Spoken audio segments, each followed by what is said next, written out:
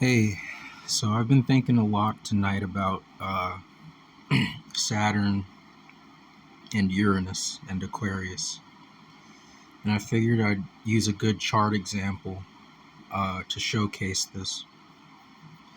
So, without getting too much into it, Aquarius is the nurturer, it's the water bearer. So, its opposite sign, Leo, is all about showcasing oneself, one's prowess. If you do things for the benefit of the others, it's by accident. You do things for yourself if you're a Leo. Of course, that doesn't negate the fact that lions have a family sense, but that comes from the balance of its opposite sign, Aquarius. So Aquarius has two rulerships. In the traditional system, it's ruled by Saturn. In the modern system, it's ruled by Uranus. So when we look at the planet Uranus, we're looking at one's nurturing soul, one's nurture consciousness, where they put their nurturing. For example, if you look at football coaches like John Madden, if you're looking at sports, you're looking at competition, you're looking at the warrior spirit. If you look at his chart, you'll see that he has his Uranus under the influence of Mars or Aries. So let's look at David Chase. He's a director. He's most known for The Sopranos, which is a mob television series, Italian mobsters. So to examine him, we should examine his art, and we should ask ourselves, what planet or what energy would signify two things? Mobsters, first. Well, mobsters are known for living double lives. On the surface, they have many an outwardly normal family life, work life. Tony Soprano operates a garbage disposal business. He has the typical family home, 2 kids and a wife, a nice house.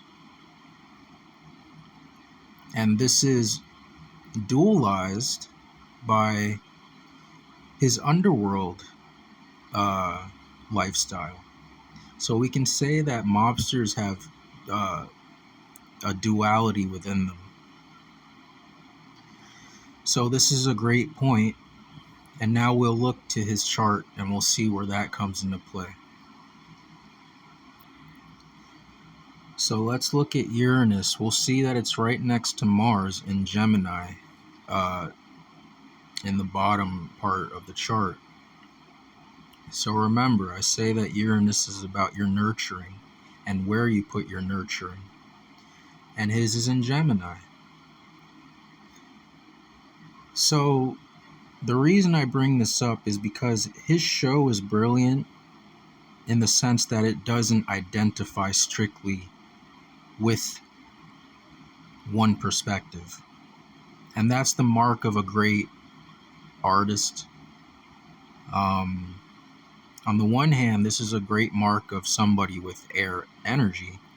Of course, to be an Aquarius, you can't get the things that you want to give people like the lion does. You have to listen to the village and listen for what they need. Put your ear to the ground. And you have to go on the journey to the river to gather the water to bring back to the people. So you have to put your own ego aside, and you have to think about what's best for others. That's one part of perspective. And you can see that he has his moon in Aquarius, the dispositor of Uranus in this case. But to speak to Uranus and Gemini, of course, Gemini is the master of perspective, another air element that doesn't identify with one perspective, like the water signs might, out of emotionality. So what makes his show great is that it has many perspectives.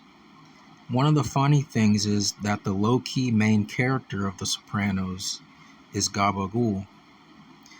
So when you have a character written in like Meadow, the daughter of Tony Soprano, and she gets upset at the plate of gabagool when they're having a family get together, and she says it's just full of nitrates.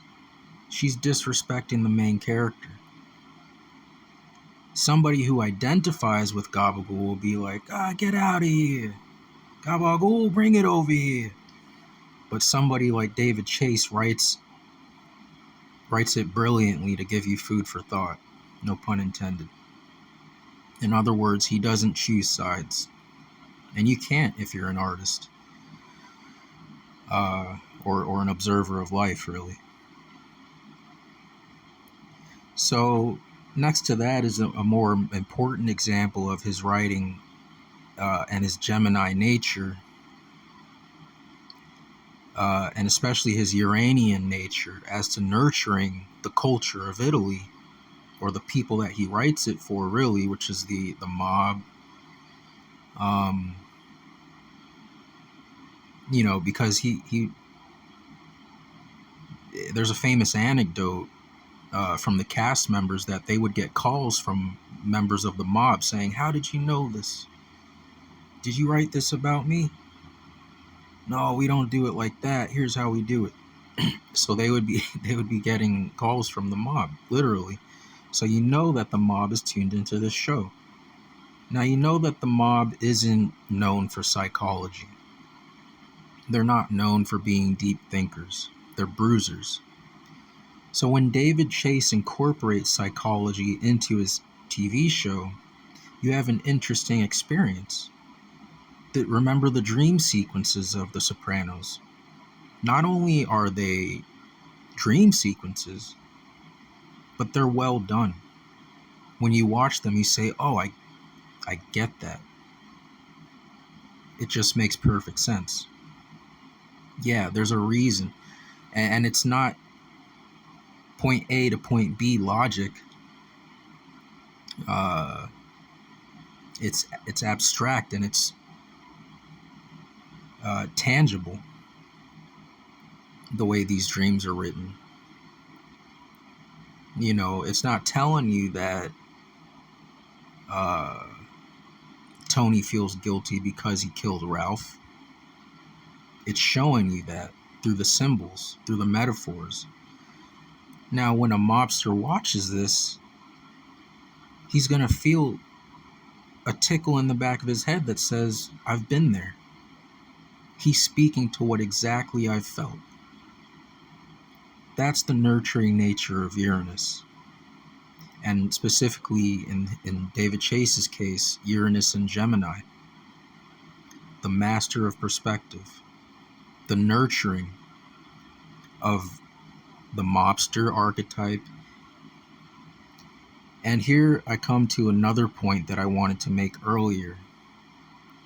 The second indicator of where David Chase puts his nurturing energy, not only to the mobster archetype, but to Italy itself. Now, this might not make sense immediately, but think back to the founding of Rome, the mythology of the founding of Rome. Who founded Rome? The twins, Castor and Pollux. So Italy's influenced and founded under the energy of Gemini. And this is how deep it goes.